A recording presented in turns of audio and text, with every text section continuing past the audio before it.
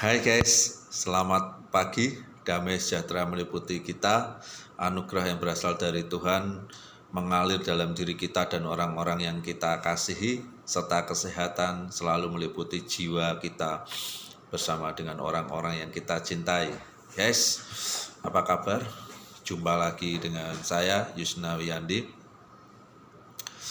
Hari ini kita akan angkat tema tentang efektifkah PSBB di DKI Jakarta. Namun jangan lupa guys, untuk selalu like, subscribe, dan komen di video saya dengan komen-komen yang baik, karena kata-kata Anda mencerminkan jiwa Anda. Guys, sejak hari Jumat 10 April 2020, DKI Jakarta, Ibu Kota Negara Republik Indonesia, menerapkan PSBB. Ya. Hari Jumat, hari libur nasional. Sabtu, hari tidak bekerja, ya kan, hari libur juga. Minggu juga hari libur.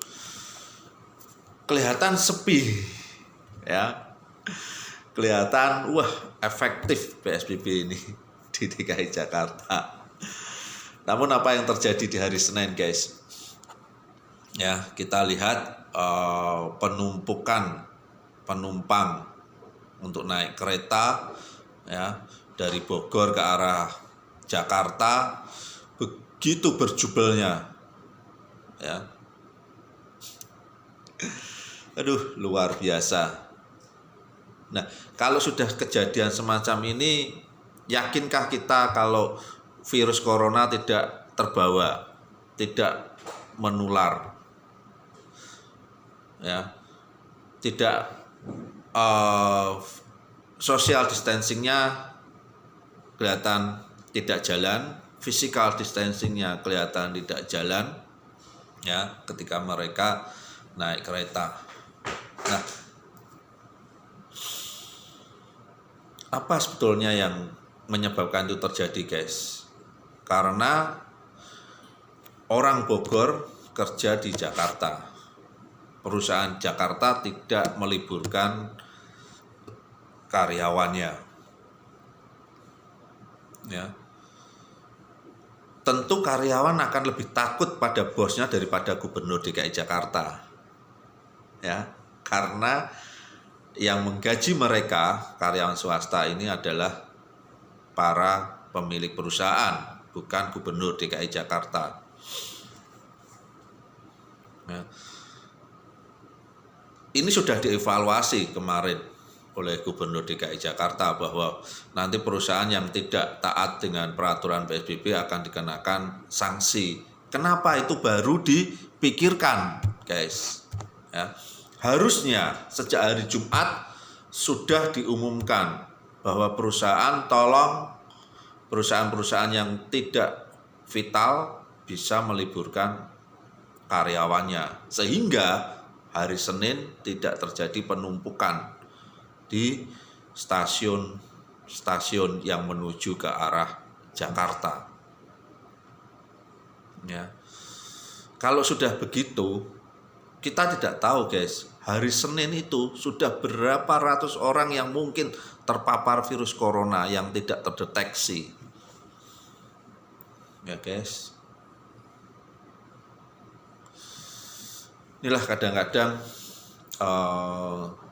kita hal yang kelihatannya nampak di depan mata tidak terpikirkan. Kita tidak menyalahkan gubernur DKI Jakarta. Mungkin Pak Anies saat itu tidak terpikirkan, ya, karena hari Jumat, Sabtu, Minggu itu adalah hari libur, ya, sehingga hari Senin beliau lupa, ya, bahwa di hari Senin itu adalah hari kerja, mulai hari kerja, ya, maka terjadi penumpukan karyawan yang luar biasa, ya, tidak hanya di stasiun-stasiun, tapi juga di BRT. Ya. Inilah guys, kenapa PSBB terapkan di Jakarta itu belum efektif, ya. Harusnya segera tidak hanya dievaluasi, tidak hanya diperingatkan perusahaan-perusahaan swasta untuk meliburkan, langsung dilakukan eksekusi. Sore itu juga dikeluarkan surat gubernur, ya, bahwa perusahaan-perusahaan yang tidak vital harus wajib meliburkan karyawannya. Itu baru efektif, guys. Ya. Wabah virus corona ini tidak bisa dianggap remeh, ya. Kita mungkin jenuh ada di rumah, ya jenuh. Tapi kalau kita tidak mentaati peraturan pemerintah ini, ketika kita keluar rumah, virus ini akan semakin menyebar dan kejenuhan itu bisa berakibat fatal bagi diri kita, ya guys, juga bagi orang lain. Nah, semoga dengan pengalaman DKI Jakarta ini, Bogor, Tangerang, Bekasi, atau bahkan Bandung Raya yang mau menerapkan PSBB belajar dari DKI Jakarta. Artinya supaya perusahaan-perusahaan di daerah-daerah yang menerapkan PSBB juga dibatasi masuk kerjanya. Artinya perusahaan-perusahaan yang tidak vital, yang berhubungan dengan sembako, kemudian